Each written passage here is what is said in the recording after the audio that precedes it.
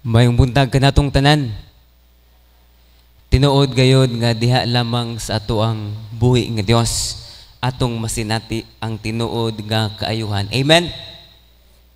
Karon nga kabuntagon, magapadayon kita sa ato ang series nga naggahisgot mahitungod sa fourfold gospel. Sa duha na ka Domingo, nagwali kita nga si Jesus ang atong manunubos, manluluwas. Siya usab ang atong tagabalaan, ang nagapabalaan kanato, our sanctifier. O karon nga buntag, magahisgot kita nga si Jesus mao'y atong Dios nga bantugan nga mananambal. Siya ang ato ang kahibulungan nga mananambal. Amen. Nagatuo ka ba nga si Jesus ang ato ang ultimate nga healer? Amen ba? Karon nga kabuntagon, atong makita o gusto nako nga mapadako aron mahimong klaro kanato nga siya lamang ang Dios nga able makaayo sa tanan nato nga balatian diri sa kalibutan. Ang mga alliance nagatuo gayod nga si Jesus maoy atong gamhanan nga pisisyan. Siya ang atong gamhanan ug walay laing makaayo sa atong mga sakit. Siya lamang. Og siya usab na balaka, dili lang pag-abot sa ato ang physical nga kondisyon, sa emosyonal, labi na sa ato ang spiritual nga kondisyon diha atubangan kaniya. Mo nang kadalasan mutawag kita diha kaniya, kanunay kita nga nagaampo. Dugay na ta nangandoy sa kaayuhan ug ato kana nga gina-address sa ato ang buhi nga Dios. Nagatuo ba ka igsuon nga ang Dios nga atong ginalagaran padayon gihapon sa pag-ayo sa atong mga balatian sama sa iyahang gihimo sa mga panahon nga ania siya diri sa kalibutan, nag-ayo sa mga nagkalain-lain nga mga balatian. Nagatuo ka ba ana igsoon? Para mas ato pagyud nga masabtan, adunay daghan kaayo nga mga story in the Bible. Sa dihang naabot si Kristo diri sa kalibutan, iyang gipakita ang iyang pagkagamhanan, iyang gipakita ang iyang otoridad pinaagi sa pag-ayo sa nagkalain-lain nga mga sakit. You can name it. Ang mga bakol nakalakaw, ang mga buta nakakita, ang mga amang nakasangyaw, nakaistorya, ang patay nabuhi. Pero kabalo ba mo nga beyond sa physical nga pag-ayo ang iyahang gihimo? Ang bakol, samtang siya nakalakaw na, ihang giingnan, paglakaw, ug ayaw na, pagpakasala. Agkatong nakakita, dili lamang sa pisikal ang iyahang nakita, mas iya pod nga nakita ang plano sa Dios sa iyahang kinabuhi. Agkatong amang giingnan ni Jesus, you need to proclaim God's good news. It's beyond sa physical nga kaayuhan ang ilahang naangkon. O karon nga kabuntagon, gusto nako tan-awon kining nindot kaayo nga storya nga gisulat diha sa Matthew chapter 14. Og gusto nako kini nga basahon igsoon, dili kaayo klaro, pero ako ini nga basahon ug pwede lang mo musunod sa hilom. Giayo ni Jesus ang ugangan ni Pedro, meaning si Pedro di ay minyo ina may ugangan. Gisulti pa sa pulong sa Dios, sa pagsulod ni Jesus sa balay ni Pedro, nakita niya ang ugangang babayi niini nga naghigda og gihilantan, og gihikap niya ang kamot niini og kini gihuwasan sa hilanat ug mibangon ug mialagad kaniya. Ug sa pagka kilom-kilom na, ilang gidala ngadto kaniya ang daghang mga gidemonyuhan ug iyang gihinginlan ang mga espiritu pinaagi sa usa ka pulong ug iyang giayo ang tanang mga masakiton. Kini maoy pagtuman sa gisulti pinaagi sa propeta nga si Isaias. Gikuha niya ang atong mga kaluyahon ug gipas-an ang atong mga sakit. Mao kini ang pulong sa tuang buhi nga Dios ug iyahan nang gipanlanginan ang maong pulong. Kung atong tanawon, another na usab nga milagroso nga butang ang gihimo ni Jesus. Samtang nisulod siya sa balay ni Pedro, iyaha dayon kini nga gihikap. Kay nasayod si Jesus nga nagsakit ang iyahang ugangang nga babayi, ugangan ni Pedro. Ang nagtabo, naayo dayon kini. Siguro aduna mo'y pangutana dayon sa inyong kaugalingon. Pastor, kung tinuod gyud nga siya ang ato ang bantugan nga mananambal, muayo dayon og sakit si Jesus nga atong ginalagaran, ginadeclare ginato no sa alliance, He is our healer. Pero nga naman, makita manggihapon ta og dagkang masakiton. Nga naman, ako karon aduna mang gihapoy balatian nga na experience. Dapat kay proclaim ta nga siya ang atong mananambal, di na ta dapat magkasakit. Pagkaanindot na lang gyud no. Kanang mukaon ko sa tanan na pagkaon nga ganahan. Unya, di na ko atakihon sa kuang gout or arthritis. Pagkanindot na lang gayud ang taog. Bisan pag magpasingulan kung taman diha. Unya, wa na vitamins. Dili na dayon madutlan sa hilanat. I tell you igsoon, nga ang kaayuhan nga gina-offer sa atong Ginoo samtang naapata diri sa kalibutan, temporaryo lamang. Nasayod ba kamo nga katong iyang gibanhaw gikan sa kamatayon nga gisulat diri sa Biblia? Katuo ba mo wala to namatay? Namatay lang sa gihapon. How many times kita nagampo nga Lord, ayuha ko sa akong balatian? Imong na sinati ang kaayuhan. Pero sa pipila ka adlaw, pipila ka simana or tuig, nagsakit na mabuga. So unsa man ni Lord? Tungod kay samtang naapata diri sa kalibutan, nahimong temporaryo ang kaayuhan nga atong naangkon.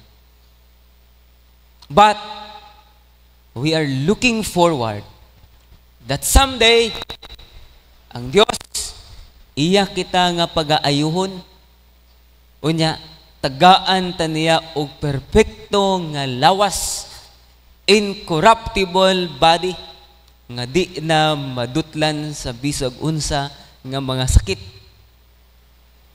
Incorruptible body nga di na maapektuhan sa mga kabalaka, sa kaluyahon, o di na madutlan sa ato ang number one nga kanang ginaatubang ang sala. Soon, ato ka na nga experience kung kita atoan na sa langit. Amen. Nainindot kayo nga picture nagipakita si Kristo samtang iyang giayo ang kining anak, kaning ugangang babayi ni Pedro. Actually, wala laman dayon niyagi kanang pwede lang magyud niya pagkabalo niya kang Pedro nga nagsakit ang ihang ugangan, pwede ra gyud niya ilitok dayon. Maayo na ang imong ugangan.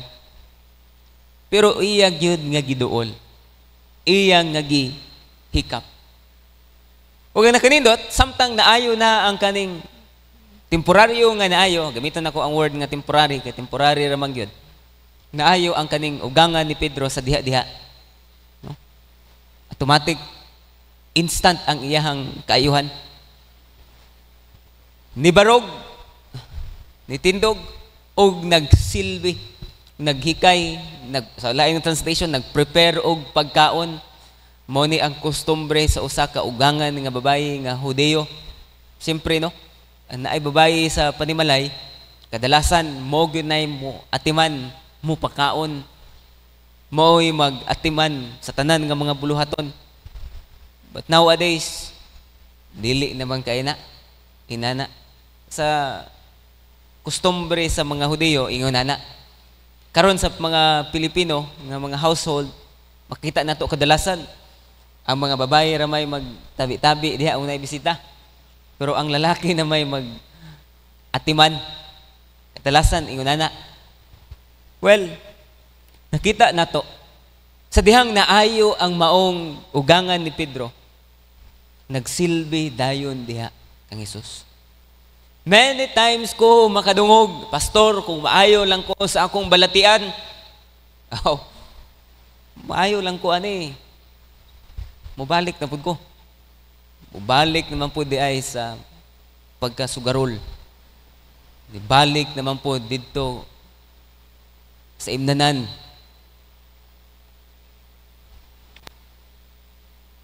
And I myself is also guilty sa mao nga pakigsaad sa Dios. Lord, ayuha lang ko. Diba, di na ko magpakasala. Pero, ipila ka adlaw ang nilabay, sa diyang lagsik na kayo, tuwa na pod, nagpakasala na pod. Kung atong tanawon, kani si Mateo, iya usab nga gi kutlo ang nindot kayo nga passage diha sa Isaiah. Ang kaning propesya ni Isaiah. Unya, giingon diha ni Matthew. Ingon pa niya sa katapusan. Kini maoy pagtuman sa gisulti pinaagi sa propeta nga si Isaiah. Gikuha niya ang atong mga kaluyahon ug gipas-an ang atong mga sakit. Now, kung atong tan-awon gayod, ang kani nga passage nga gisulat ni Isaiah, actually wala lang nag-address sa physical nga kondisyon, physical nga kaayuhan, ang kanang iyang pagsulti, by His stripe. But He was pierced for our transgression, He was crushed for our iniquities. Upon Him was the chastisement that brought us peace. And by His wounds, sa lain ng translation, by His stripes, we are healed. Actually, dili ni kanang ambot pasabot ni dili lamang sa physical nato nga mga kasakitan kita naayo. Pinagi sa mga labod ang samad ni Kristo, kita naayo. It refers to the forgiveness of sins, refers sa atoang mga ginaatubang nga mga kasalanan. Kini nga kaayuhan ug kagawasan gikan sa sala. Sa spiritual nato nga kondisyon, iya na kita nga giayo. Pagkaanindot na lang gayod sa gihimo sa ato ang buhi nga Dios. Mao kini ang propesya nga gifulfill ni Ginoong Hesukristo samtang siya ania diri sa kalibutan. Nasayod ba mo nga si Jesus? Kung imong tanawon ang Isaiah 53 kana nga propesya, imong makita diha nga gisulti gyud. Di gyud siya kanang ambungan, di gyud siya gwapo. Pero sa mga picture, no, kung atong tanawon sa mga picture, gwapo man kayo ang si Kristo. Pero physically, dili gyud siya appealing. Di gyud siya inana kagwapo. Kung mutan-aw daw gani kaniya, di na ka mobalik og lantaw. Pero kung gwapo ang usa ka tawo, nigtutok naman na nagtan-aw nimo, ganahan na ka mo tutok. Imo gyud nga sundan sa imong mga mata. Pero kung wa gyoy lami tan-awon, maot gud kayo. Sorry sa term. Ang term nga gigamit kang Kristo, maot. Kung imong sabton kini sa Isaiah 53.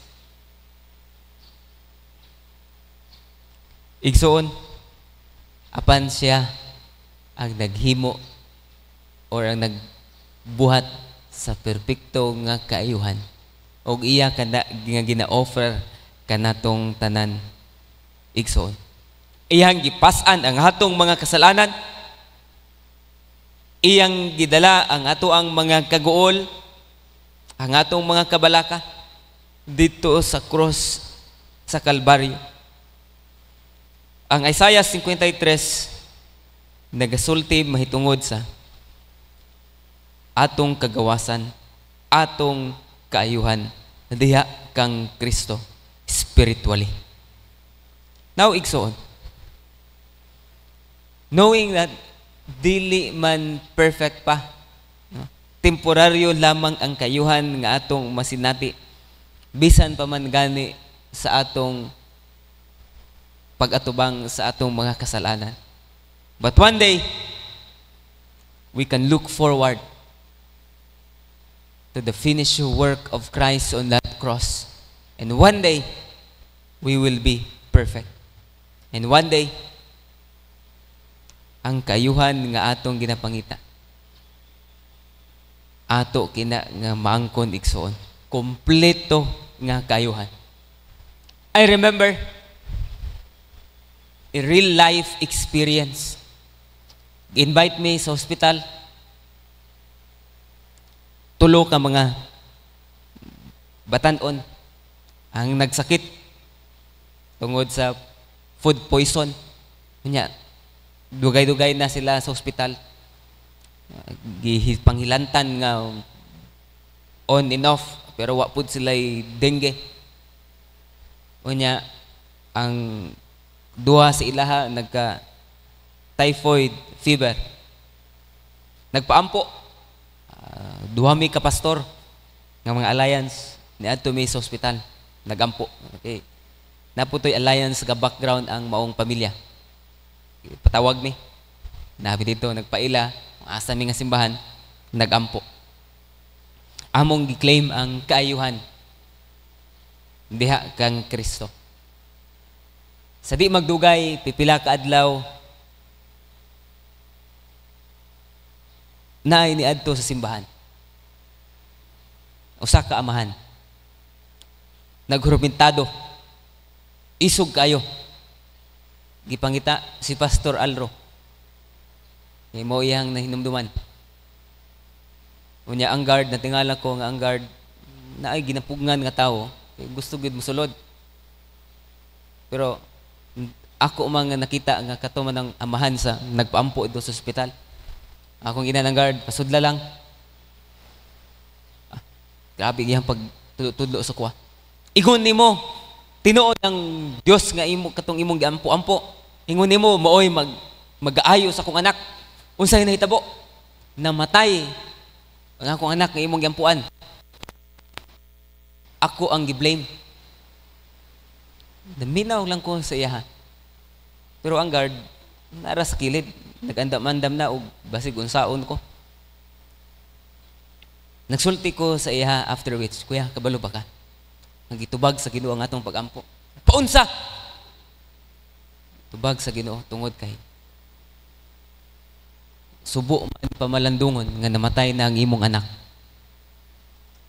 Pero ang kaayuhan nga iyahang naangkon, ang kumpleto nga kaayuhan.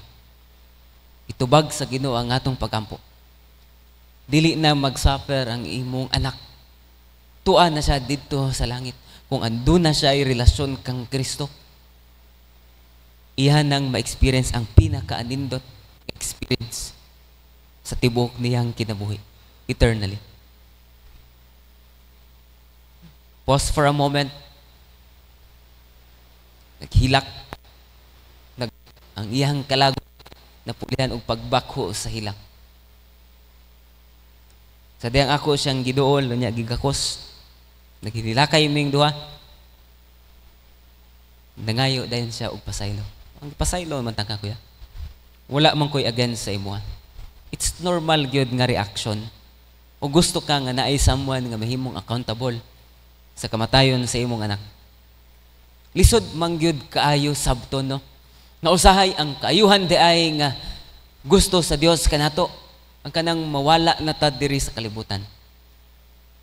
Lisod gyud na kaayo nga sabton sa tawhanon nga pagbalanse.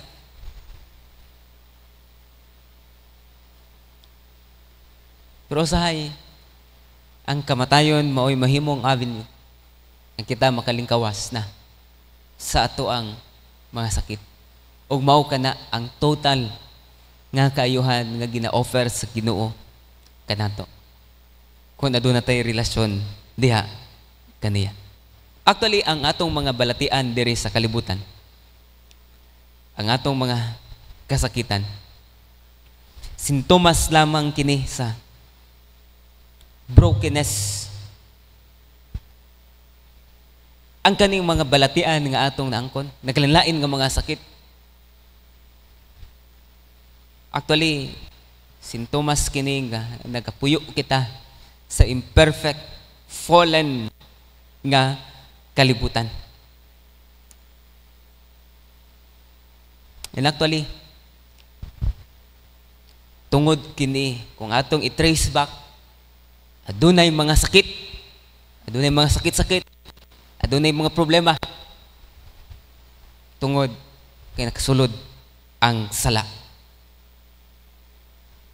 Giayo ni Jesus ang ugangan nga babae ni Pedro, but eventually namatay lang gihapon siya. Nagasinati gihapon og mga balatian. Tungod kay samtang naata diri sa kalibutan, again akong balikon, dili gyud nato masinati ang kumpleto nga kaayuhan. Nagaampo ta niya no, Lord, tagai ko og kumpleto nga kaayuhan. Nasayop man siguro ang atong ginapangayo. Pero ang pangutana, kung gusto na kagkumpletong kaayuhan, andam na baka nga mamatay physically? Ingon po ta nga dili, Lord. Dili nato masinati ang kumpleto nga kaayuhan. Samtang naapata diri sa kalibutan. Pero ang nakanindot lang, si Jesus nabalaka usab ka nato. Here for us. Samtang naa siya diri sa kalibutan, pwede lagyod niya nga pasagdaan ng mga nagasakit. Pero iya gihapon nga gi-offeran sa temporaryo nga kaayuhan. Iyang giayo ang mga masakiton, iyang gipalingkawas sa mga dautan nga espiritu ag katong mga demon possess. Iyang gipili nga i-address ang kini nga mga sintomas as well. Tungod kay gusto niya ng ipakita ka na to. Even though it is just temporary, a time will come that one day you will experience a complete healing. Dili pagyod mahimong perpekto ang tanan until dili pa mobalik si Kristo diri sa kalibutan. Samtang dili pa niya or dili pa nato makita siya face to face. One day, God will bring everything new. There will be a new heaven and new earth. There will be a new, perfect, glorified body that He will give to all of us. In the book of Revelation, gipicture dira unsa kanindot ang langit. Ug akong pagabasahon kini. In Revelation 21, chapter 21, verse 3 and 4, akong basahon. And I heard a loud voice from the throne saying, Behold, the dwelling place of God is with man. He will dwell with them, and they will be His people, and God Himself will be with them as their God. He will wipe away every tear from their eyes, and death shall be no more, neither shall there be mourning, nor crying, nor pain anymore, for the former things have passed away. Mao kana ang atong ginalook forward nga one day ang atong mga balatian, even ang kamatayon, dili na nato na masinati igsoon. But what about today? Mao kana ang atong nasinati. Paglabad atong ulo, sakitan tawag tiyan, na ay mga hilanat, kalintura, ubo, whatsoever, COVID, unsa pa na nga mga viruses, adunay mga cancer, because we are living in this broken world. But we need not to be stuck. Dili ta dapat nga kanang matanggong lamang sa panglantaw diri sa kalibutan. Dapat i-look forward na to that one day we will be in heaven. Ang nakanindot lang, we believe that Jesus Christ, our God, is our healer. Amen? Sama sa iyang pag-offer og temporaryo nga kaayuhan, samtang dapat siya diri sa kalibutan, iya usab kana nga gina-offer kanato igsoon. Wow! Pagkaanindot na lang gayon. Samtang naa siya diri sa kalibutan, nihunong gyud siya, iyang gipaminaw, iyang gihikap ang mga masakiton ug iyang giayo igsoon. He intentionally nga nagpundo gayod. He stop, he listen, he touches people ug iyang gipang ayo. Dili tanan nga mga masakiton iyang giayo samtang naa siya diri sa kalibutan. Dili tanan nga nag-demon possess. Dili tanan iyang gi-address. Tungod kay gusto usab sa Dios nga kita mahimong parte niini nga klase sa ministry. Mo nang before siya ni ascend into heaven, iyang i-commission ang iyang mga disipulo. Gani, iya gaytong gipalakaw by Paris, o niya iyang gipaadto, busangyaw sa maayong balita. Ang ilang pagsangyaw sa maayong balita, inubanan sa pag-ayo usab sa mga nakalilain nga mga sakit. Kabalo ba mo mga pipilapod ka beses? Nga samtang nagaampo ko og temporaryo nga kaayuhan sa mga masakiton, pipilapod sa ilaha ang naayo.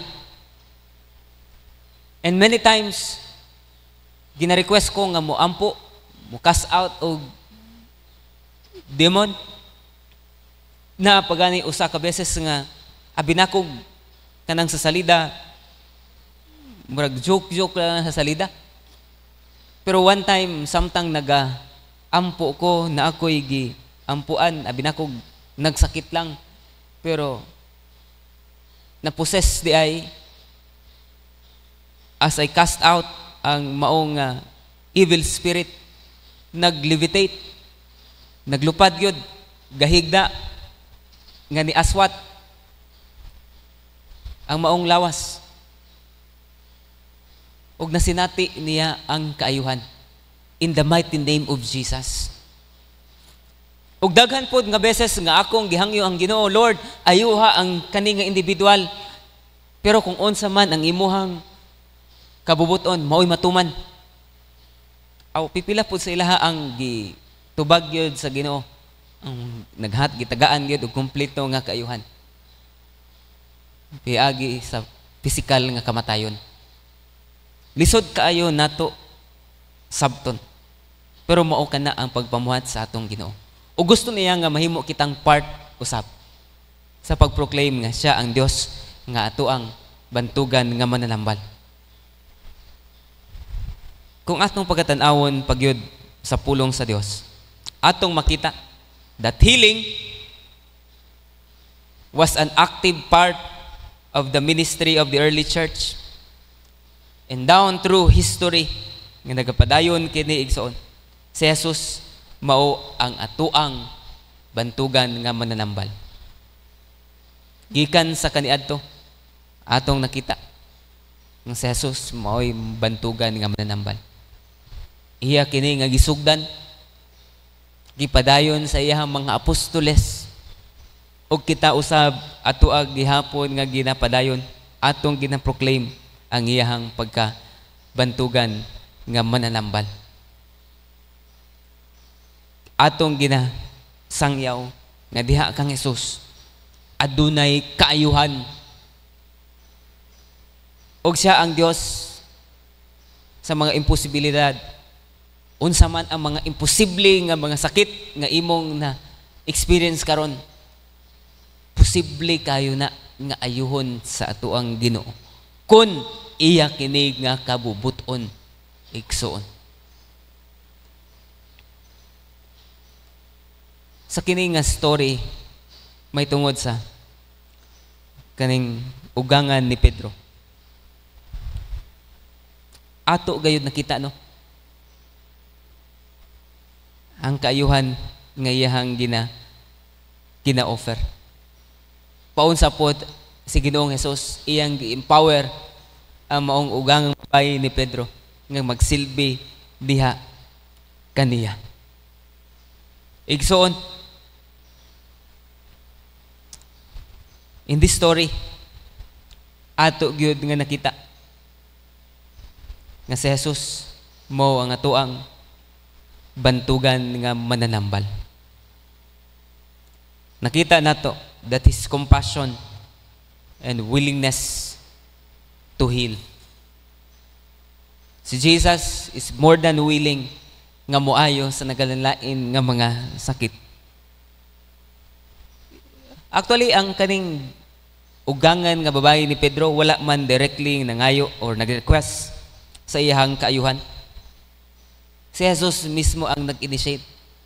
Kaya mang nahibawat, all-knowing man ang atong Ginoo, ug iya dayon nga gihikap.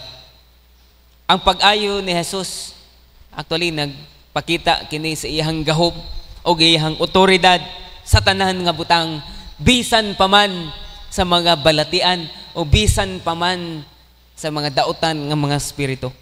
Si Jesus ang adunay gahom o adunay otoridad sa tanan-tanan. His divine power over illness. Ang si Jesus able mag-ayo sa bisan paman unsang klase nga mga sakit. Usay di ta magpadani anang uban nga naga-offer, duol kamo kanako kay pinaagi kanako nagapamuhat si Kristo. Sa dihang mo declare ko og kaayuhan, palit sa mo og tambal nga kining akong gina-offer. Usay na mga abuse nga inana. Abusado kay ning uban. But later on, sa to ang after ko magwali unya, akong hangyoon si Pastor Nonong moari diri usab sa atubangan, magdala na siya og oil. Unya mag-offer kita og kanang anointing sa matag usa. Kutong adunay mga balatian. Igsoon, si Jesus ang iyang pag-ayo mao usab ang kanang fulfillment sa propesya nga gisulat sa kaniadto. Ang iyang pag-restore sa mga katawhan sa usaman nga mga sakit, mausab ang iyang pag-empower, restore to be able to serve the Lord Jesus. Mo kana ang gusto sa Ginoo. And lastly, si Jesus iyaha usab ang iyang pag-ayo mao kini ang iyang pagministeryo sa mga wala kaayo ginapansin, wala kaayo ginatagaan og pagtagad, ginatawag nato nga mga marginalized people. Sa unang panahon ang mga babayi sa tagtiguang na ka, wa gyud kay bili. Na remember ninyo sa story sa pagpakaon sa katong 5,000, 5 ka tinapay ug 2 lang ka isda. Nakakaon ang 5,000. Actually, ang katong 5,000, ang pag-ihap ato, mga lalaki lamang to. So, wa bili kayo ang mga babae o samot nagtiguang na ka. No? Murag wa kay kwenta. Pero si Jesus, iya ka na nga gi-address. Ang iyang pag-minister sa mga katawhan, dili lamang limitado sa mga lalaki, kundi sa tanan. So what do we need to know karon nga kabuntagon? What do we need to do after knowing all these things? Unsa man ang ato ang response? It should give us confidence. Hatag kanato kini og kumpiyansa. Kani usab nga kamatuoran maga-empower kanato to rejoice, nga magmaya kita. It should motivate us to proclaim the good news that God heals. And it should inspire us to lead people. Aduna tayo Diyos nga bantugan nga mananambal. Knowing that the most powerful God we serve is the God who take delight in making us whole, both physically and spiritually. Siya ang ato ang bantugan nga mananambal. Amen? Samtang naata sa kalibutan, atong ma-experience ang iyang temporaryo nga pag-ayo ka nato. Kung kita kasalig og nato, adunay anay nga relasyon sa iyang bugtong anak nga si Jesus. Adunay kitay relasyon diha kang Hesus. Man kita, even though we die, we will live with Him forever. Amen? Ang tinuod nga kaayuhan, ang kompleto nga kaayuhan, ato kina nga masinati dito unya sa langit. Kuyog ang ato ang buhi nga Dios. Bantugan nga mananambal. Kompleto nga kaayuhan, atong masinati dito sa langit. Karon nga kabuntagon, kung ikaw igsuon, aduna may mga balatian, aduna may mga kasakit, or kung gusto nimo nga represent ang adunay sakit sa inyong pamilya, pwede mo muanhi diri sa tubangan as we will be praying for you. Kung kinsa man kanato ang adunay balatian nga gusto makasinati o kaayuhan, pwede mo muanhi diri sa tubangan. Ang pagbubo og oil og lana sa Biblia nagasimbolo kini sa presensya sa Dios, nagasimbolo kini sa kaayuhan sa Dios. Og ang kaning lana nga among ibubo unya sa inyong hubon, dili kini magical, nagasimbolo lamang kini nga kita nagapangayo. Kung inyong nakita ang kaning Jesus as our healer, nakita ninyo nga kanang murag pitchel, mo kana ang pagpur sa oil dito sa mga nagasakit. Kung ikaw igsuon, adunay balatian o gusto ka nga ampuan, anhi diri sa tubangan palihok. O magahulat lang mi kaninyo.